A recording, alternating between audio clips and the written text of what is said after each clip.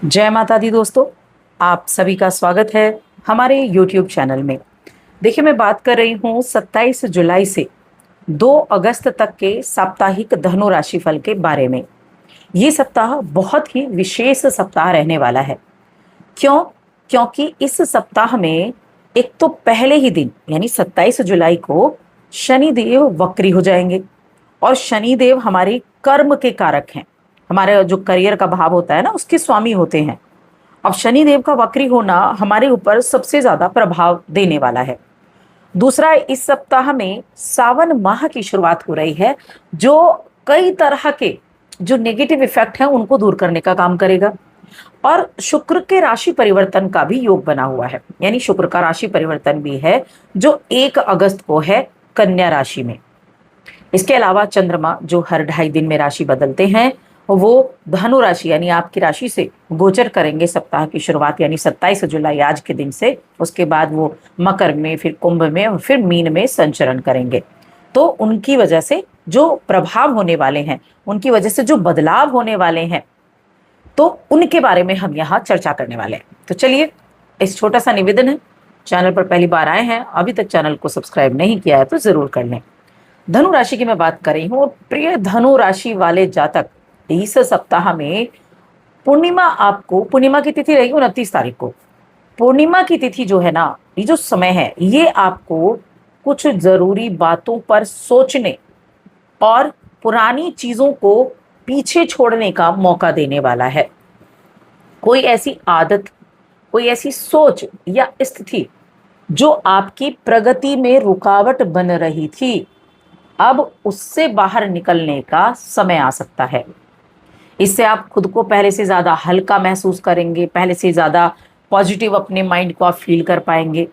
और इस दौरान आप अपने जो करीबी लोग हैं ना, उनके लिए समय जरूर निकालें। आपके जो घर परिवार के लोग हैं, आपके लिए जो खास हैं, जो अपने हैं, उनमें रिश्ते सभी आ जाते हैं। माता पिता, बहन भाई, जीवन साथी, बच्चे, उनकी छोटी छोटी बातों का ख्याल रखें। और साथ में ये क्या करेगा, ये आपके रिश्तों को मजबूत बना। देखिए, जब हम उनकी छोटी छोटी बातों का ख्याल रखते हैं तो ये चीजें दर्शाती हैं कि आप उनके ऊपर कितना ध्यान दे रहे हैं, आप उनका कितना ख्याल रख रहे हैं। तो छोटी छोटी बातों का ध्यान रखना है आपको। और साथ में अपनी जो बातें हैं उनको स्पष्ट तरीके से रखना भी आपके लिए फायदेमंद रहेगा। ये चीज आपको बड़े अच्छे से करनी है, क्योंकि देखिए, निजी जीवन में ना आपको अपनी आजादी और रिश्ते, इन दोनों के बीच में ना और जरूरतों के बीच में संतुलन बनाना पड़ता है। किसी अपने के साथ ईमानदारी से की गई बातचीत कई बातों को आसान बना देती है। तो भावनाओं को समझने और उन पर ध्यान देने का ये वक्त है। अब आ जाते हैं हम आपके कार्य क्षेत्र पर। तो करियर के क्षेत्र में देखें तो नए विचार, रचनात्मक सोच लोगों का ध्यान खींचने का काम करेगी।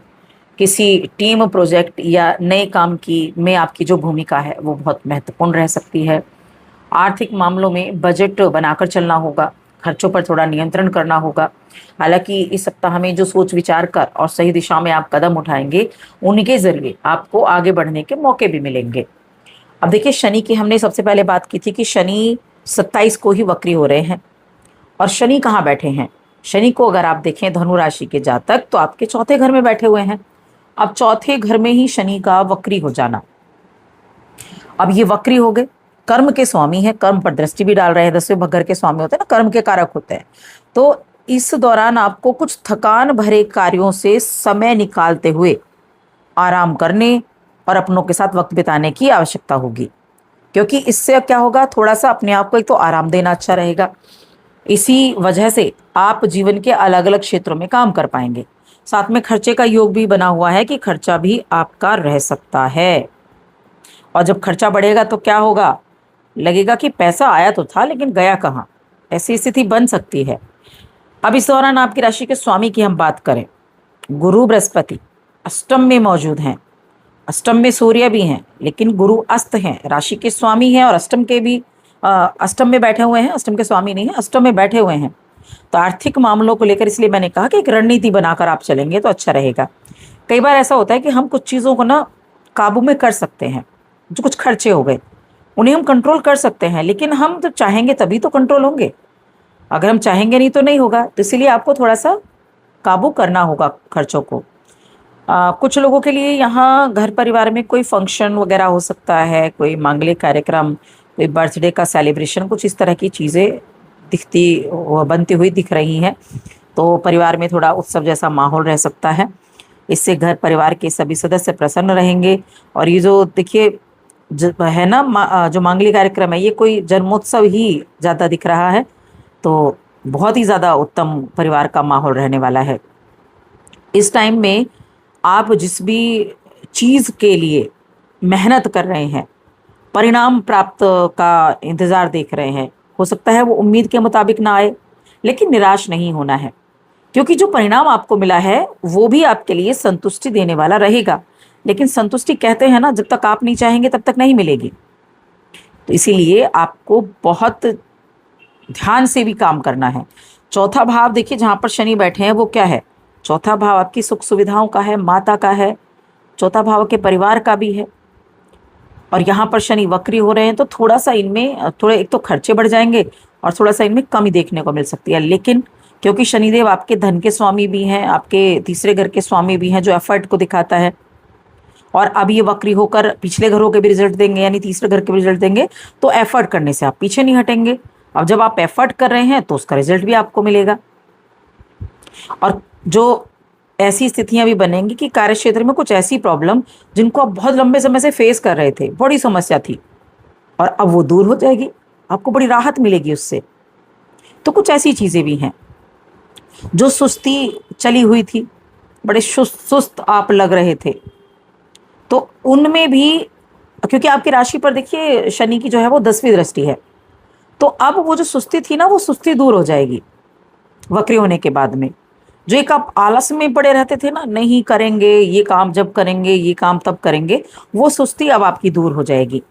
कुछ ट्रैवल के भी योग बन रहे हैं, तीसरे घर के स्वामी हैं, तीसरा घर जो है वो ट्रैवल का है, और कुछ यात्राएं रह सकती हैं कार्यकाज से जुड़ी हुई।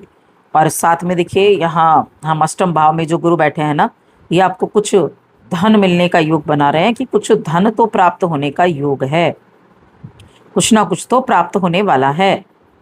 संतान से जुड़ी कोई अच्छी खबर भी आपको मिल सकती है। और प्रेम जीवन है, उनमें कुछ गलतफहमी थी तो उनको दूर करने का काम करें, गलतफहमियों को पनपने ही ना दें, अपना कम्युनिकेशन अच्छा रखें। अगर ऐसा नहीं करेंगे तो फिर दिक्कत हो जाएगी। देखिए पंचम भाव क्या है? पंचम भाव मंगल का है, और मंगल अपने से दूसरे में बैठे हैं।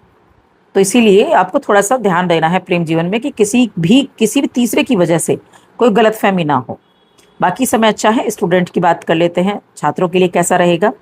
अगर आप अपनी उच्च शिक्षा प्राप्त कर रहे हैं तो उसमें अच्छा है। उच्च शिक्षा अगर आपने ग्रहण कर ली है और नौकरी की तलाश कर रहे हैं, और कोई इंटरव्यू वगैरह के लिए आपने वेट कर रहे हैं, तो वो इंटरव्यू कॉल आपके लिए आ सकता है। तो हर एक चीज़ के लिए पहले से तैयार रहें, मौके को गंवाएं नहीं। मौके को गंवा दिया तो बड़ा दिक्कत हो जाएगी, तो मौके को गंवाना नहीं है। इंटरव्यू कॉल आपके लिए ज़रूर आ सकती है। अब उपाय क्या करना है? भगवान विष्णु की आराधना, नारायण कवच का पाठ करना है, क्योंकि अभी देखिए गुरुवास चल रहे हैं, चतुर्मास शुरू हो चुका है। तो यहाँ भगवान विष्णु की आराधना करना और नारायण कवच का पाठ आपको बहुत ज़्यादा अच्छे रिजल्ट दिला सकता है। तो बस आज की इस वीडियो में इतना ही।